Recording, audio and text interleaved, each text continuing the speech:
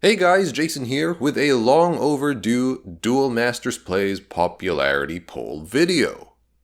Today, we will be going over the results of the Year 5 survey conducted at the end of 2024. Based on my understanding, the way this poll worked was people first voted for their favorite cards from each civilization, and then each civilization would end up with a top 5. Participants could vote again for their favorite card out of the group of 5 to determine which representative from each civ would move on to the finals.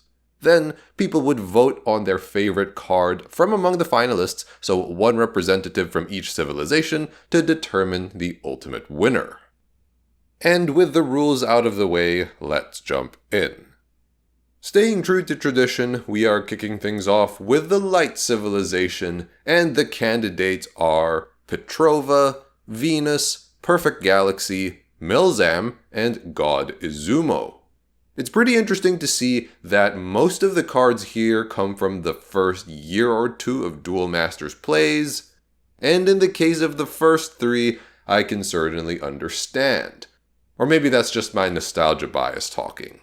You know, Petrova obviously has that great history from the OCG, and actually now that I think about it, I feel like it wasn't good for that long in Duel Masters plays. It was certainly relevant when it came out, but I think it fell off pretty quickly. Nevertheless, I think the OG cards have that special factor about them. Venus is another favorite of mine. I was obviously a big fan of the Great Mecha Kings deck back when it was relevant, and Giga Blizzard and Venus were such an iconic pairing. There was really a lot to love about that deck. It had tribal elements, it was simple to play, it was pretty resilient to control, and you could also go Unga Bunga mode, so very well rounded if you ask me. And personally speaking, I think it combines a lot of elements that I love about Duel Masters. Perfect Galaxy is another card which I think would be a fan favorite. It obviously saw a lot of play in Duel Masters plays. Even from when it first came out, I remember people were playing it alongside King Alcadeus in some sweaty 3 to 4 color control builds, and due to its sticky nature, it can act as a pseudo boss card or as a defender of your life. I also know that it was a relevant meta card back in the OCG, and I suspect that it has a lot of residual goodwill from the player base. Milzam is interesting to me because it came out at a time when we were actively playing, but I don't remember this card very well. I suspect that it may have been played alongside nature or water in some hyper gimmicky decks where you kind of just sweat it out, you get your butt kicked for most of the game, and then if you can hit Heaven's Gate or you can bring out Milzam or some other janky light card, you turn the whole thing around. But I don't remember him very well, unfortunately. And for the last card, we are jumping forward like 10 sets for God Izumo. This guy came out in set 21, and I remember when Andrew and I first saw this guy, we were like, what is happening with these artworks? They don't look like what we're used to. They look very strange, and I'm not sure we're a fan of this. I mean, based on the results of this poll, I guess God Izumo would have been meta-relevant, but it's another one that I don't remember all too well. Set 21, I think we were slowing down in DMP at around this time, so unfortunately I'm not really able to comment. It's interesting to me that most of these cards came out very early, and I guess some people are just a fan of God Izumo. Maybe they like the artwork, maybe they like the deck specifically. But I think a trend that you will see over the course of this video is that the older cards tend to be favored a bit more, so it's not just me. For the Water Civilization, we have Astral Reef, Crystal Zway Lancer, Supernova Neptune Storm, Emperor Marco, and Cyber N-World. Most of these picks don't surprise me at all. Astral Reef especially, this dude was a very important card in both the OCG and in early DMP. He was used to fuel aggro decks, and you play a cheap creature that can attack straight away, you draw cards, what's not to love? Like Petrova, I think this dude fell off pretty quickly. In set 2 meta, he was obviously very good. In set 3 meta, I think he might have seen play, I'm not quite sure, because Bombazar was already out at that time, and then you also had stuff like Galzark, but by set 4, you didn't see any Astral Reef decks at all. So yeah, for a card that really wreaked havoc in the OCG, he didn't have much staying power in DMP.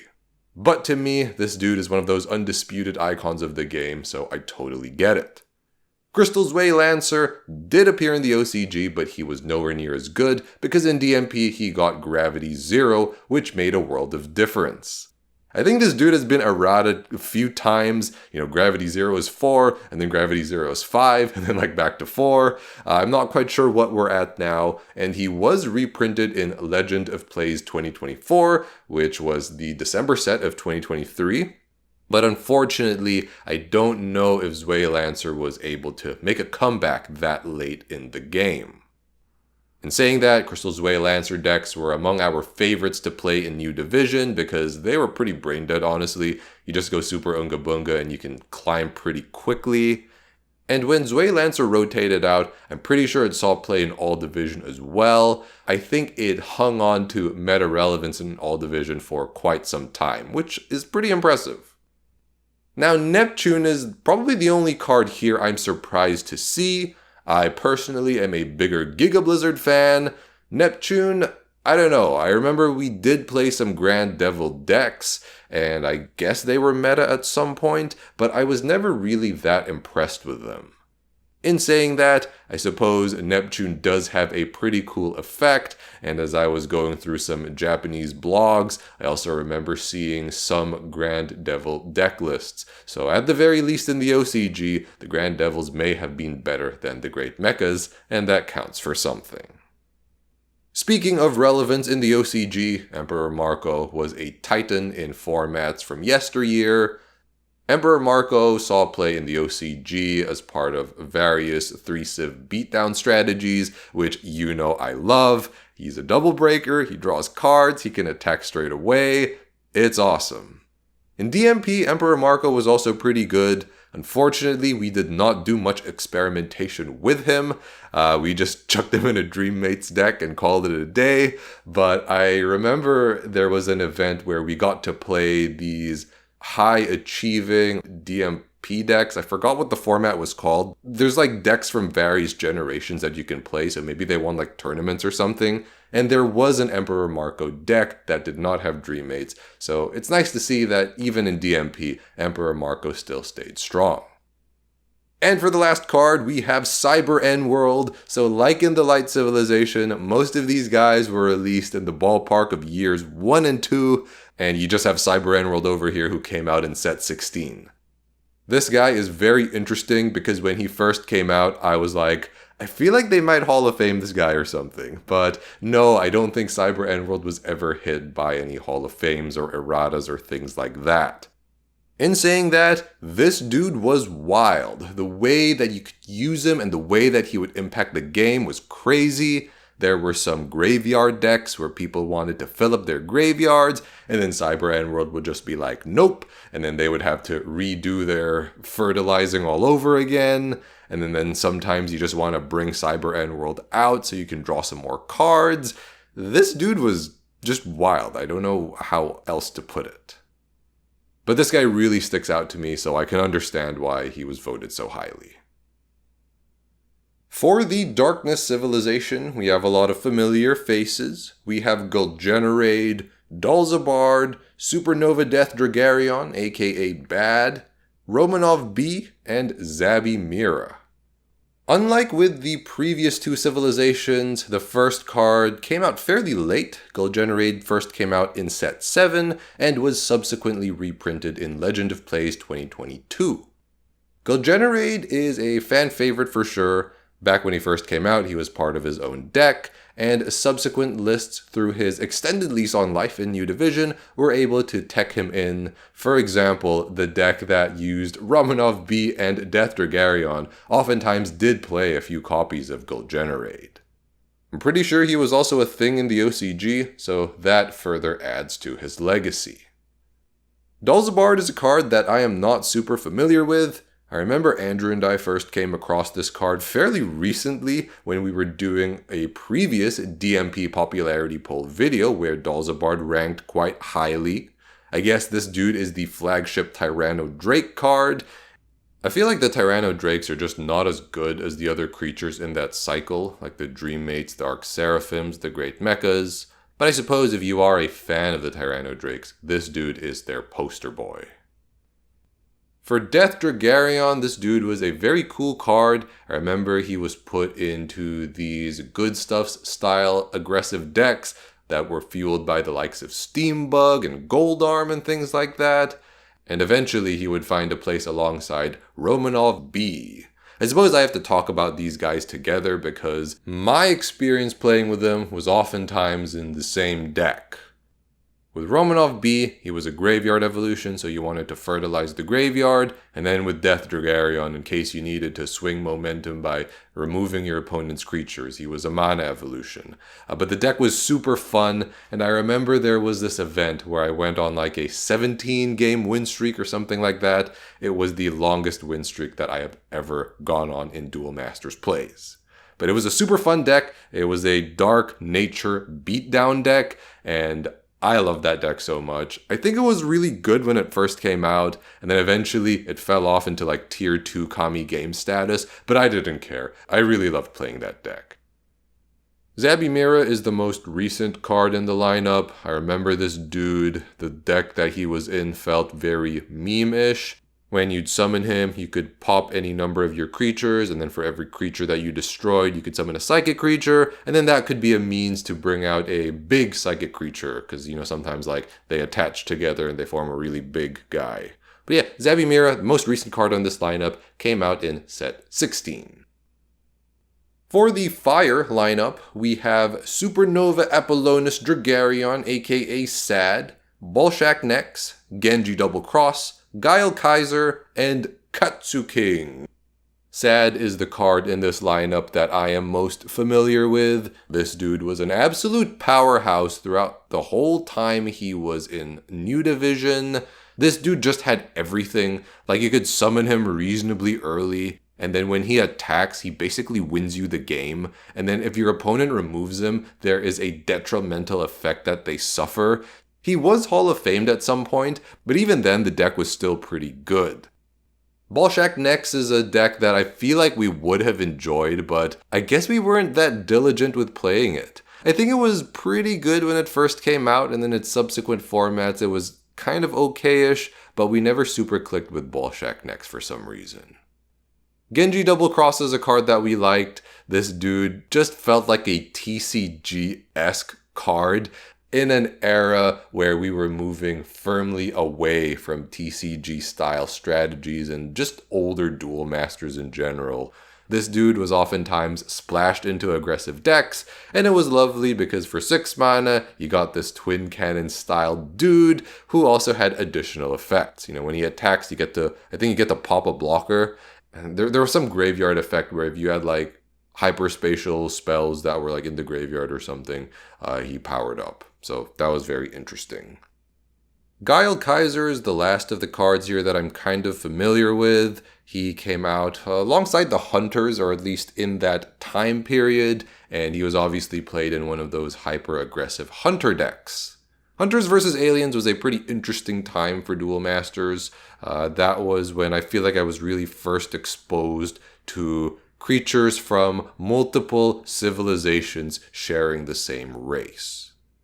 And last but certainly not least, we have the Katsu King, who has way too much card text. This is the most recent release coming out in set 20.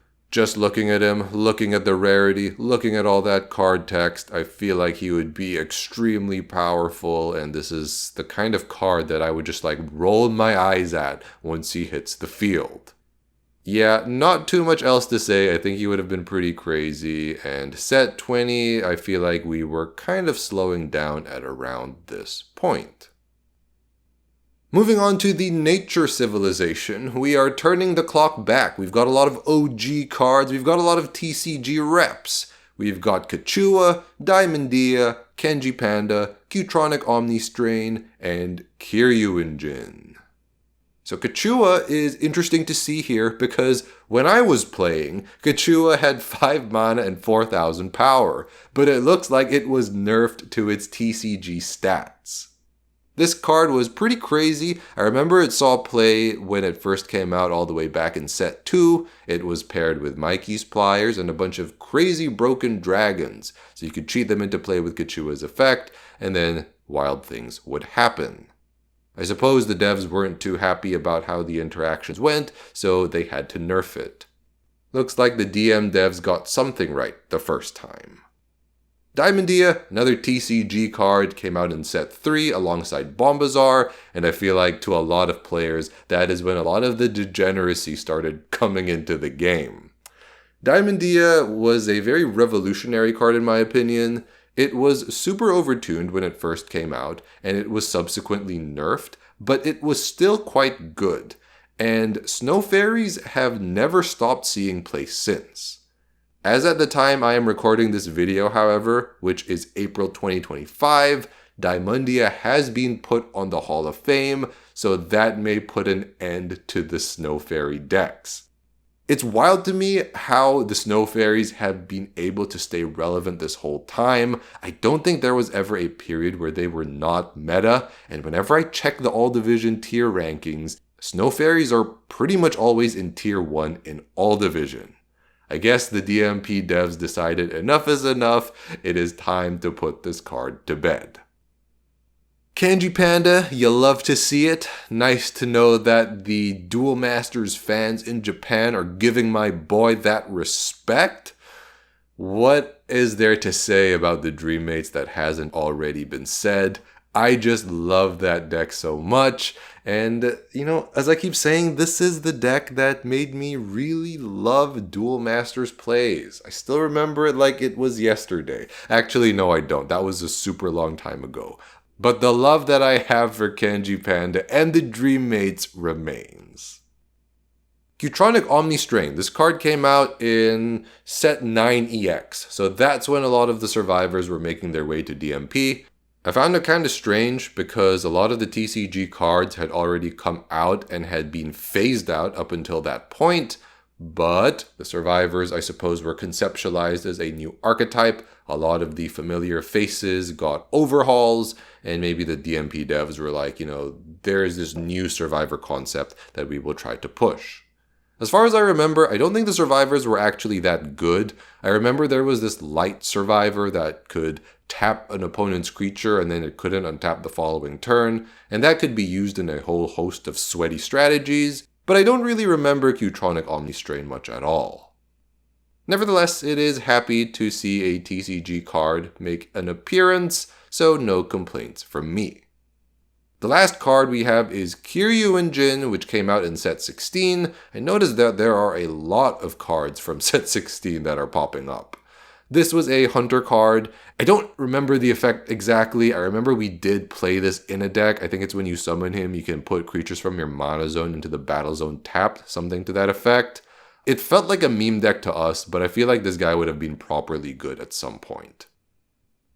And for the final civilization, no, it is not the colorless civ, it is multi-civ. We have Elixia Brute Elemental, Dolgeza, Kingdom Geog, Gekimets, and Baltheus Heaven. Looking at this is pretty funny because I remember Elixia, Kingdom Geog, and Gekimets all being played in the same deck. It was that super sweaty, terrible feng shui, but very powerful control deck where you would just try to hold on for dear life, and then if your opponent breaks Heaven's Gate, you can double Agapitos and then double Gold Arm, and then you have enough mana to basically do whatever you want. This was when Kingdom Geog was at the height of its powers, so pre-errata, instead of tapping and untapping one creature, you tapped and untapped all creatures. I think it was when Kingdom Geog attacks, he gets to tap all of your opponent's creatures, and then untap all of your creatures. So if you had 2 Kingdom Geogs out, that was pretty crazy. Elixia was a very big Heaven's Gate target. Because a lot of the decks it was in ran 4 or 5 civs, it would always be breaking a crap ton of shields. Gekimetsu was a very versatile card. When you're at 7 mana, you can play Gekimetsu to get back a guy from your graveyard, which may have a utility ability. Famously, it was played alongside Aquan and Jik. Those were the two most common targets. And then the other Gekimetsu had this burst shot style effect. I remember we had this running joke, which was 1 Gekimetsu is all you need, or 1 Gekimetsu against the world, something to that effect. And it's just like, if you play 1 Gekimetsu down, it manages to stick, you evolve it, and then the big Gekimetsu is just super duper crazy. Gekimetsu was reprinted in set 21, but unfortunately it did not see play at around that time. I think the meta had just moved on. Dolgeza, this is the inspiration for our smoothest curves meme, for lack of a better term. Dolgeza came out in set 4, and I think that is the time when a lot of emphasis started being placed on archetypal decks. I think in the past you could argue that good stuff piles or good stuff oriented decks were all the rage, but with the introduction of Dolgeza, you were really incentivized to build decks around a particular theme or race. Like in the case of Dolgeza, you wanted to play a bunch of giants to give them sympathy. Carino Giant existing was obviously huge for the archetype. And then, you also had I suppose the Heaven's Gate decks are good stuff decks if you think about it. But then in the subsequent sets, you had that whole cycle of Dream Mates and Arc Seraphims and things of that nature. And this is a trend that I think did continue throughout most of DMP. The last card we have here is Balfia's Heaven, who came out in set 9EX, so it looks like the fan base is not a big fan of the more recent multi-civ cards. Balfia's Heaven, I don't remember being very good. I think we did try it at one point, but we weren't too impressed with it. It was a Vortex evolution of sorts, and then it let you cheat out spells. So you could play it alongside Invincible Cataclysm, and then that would be pretty funny. But yeah, I don't think this guy was very good. And so after that very long, drawn-out discussion, we can finally move into the top picks. So who won in their respective civilizations? So the winners from each civilization are Perfect Galaxy for light, Crystal Zwaylancer for water, Zabi Mira for darkness, Sad for fire, Diamondia for nature, and Gekimetsu for multi-civ. When I found out about this poll, the voting was still open, but it was already at this stage, and I voted for Crystal Zwaylancer. So, who do you guys think is the winner out of all of these? Most of these picks don't really surprise me. I was originally surprised by Perfect Galaxy, but then I thought about it some more and I'm like, actually, yeah, that makes sense. Zabi Mira is kind of surprising to me, I think, but when you compare him to the other darkness cards and you remove bias, I suppose that makes sense. Zwaylancer and Diamondia have been around for a super long time, so I totally get it. Sad, I am a bit surprised by. Actually, no. I was going to say once it left New Division, it stopped seeing play, but I don't know what happened to it in All Division. And then Gekimetsu is obviously very good, and I think it also placed quite well in polls from previous years. Alright, so let's take a look. Let's take a look first at who did not win a medal. So we have Zabi Mira in 6th place, Crystal Zwaylancer in 5th place, and Perfect Galaxy in 4th place. So sad face, my vote was not enough to propel Crystal Zwaylancer. And moving on to number 3, who got the bronze medal? It is Diamondia. So Diamondia at 3rd place, yeah, I think this is pretty deserved. I feel like Diamondia would not get first because of how toxic it was to the game. So that makes perfect sense, but because it will definitely have its fans, I'm sure many people were able to reach Master or Legend because of this card. Yeah, I can definitely understand. And for the runner-up spot, we have Gekimetsu. So Gekimetsu does very well in another poll yet again. This is not super surprising to me, but in saying that, I don't think Gekimetsu has won any of the previous polls. So if you're looking at it from a glass half full perspective, it's like Gekimetsu is amazing, its popularity has endured all of these years. But then if you are looking at it from a glass half empty perspective, it's like, boo, Gekimetsu is always the bridesmaid and never the bride. And so that leaves the number one most favorite card of Duel Masters plays. It's Supernova Apollonius Dragarion. The fan base voted for sad. It's so interesting because this is a pretty old card, all things considered. I don't think it was very good in the OCG, at least the original version. I don't know if retrains have come out in subsequent years. But wow, I guess like Diamondia, this card would have been a vehicle for people to really climb the ladder. And I feel like this is the kind of card or the kind of deck where you can take breaks from the game. And for as long as most of the pieces of the deck are still in the format, you can return to it at any time and expect to do decently. So I suppose we can look forward to a sort of retrain for this card. And if it's good, will it be enough to bring me back into the game? Honestly, probably not, but interesting thought to ponder. Now, before I close off, I wanted to show some analytics. I thought this would be interesting to look at. Here I have a graph that shows the number of representatives for each set. I don't have each and every set, I only have the sets that had representatives from the cards I talked about at the start of the video. So the highest performing sets were set 7, which I totally agree with, fantastic era for the game, and set 16, which I thought was very interesting. Not too far behind were sets 2 and 8 with 3 representatives, down from 4, and then there were a couple with 2 and mostly with 1. And if we are to look at it by year, based on when the sets came out, 2020 was the most beloved year, with 2021 not far behind. 2022 has a bit of a drop-off, and then 2023 has a substantial drop-off.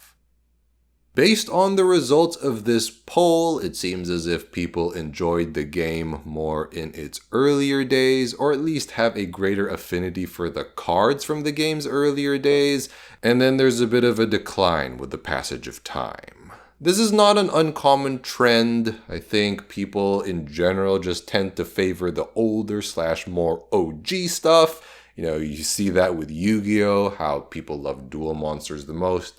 GX and 5Ds are okay, and then past that point, people lose interest.